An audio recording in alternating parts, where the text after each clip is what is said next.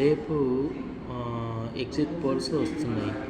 అది ఎవరికి వారు కొందరు మేనేజ్ చేస్తారు, కొందరు ఒక పార్ట్కి అనుకూలంగా చెప్తారు, కొందరు ఇష్టం వచ్చినట్టు రేపు ఎగ్జిట్ పోల్స్ చెప్పేస్తారు.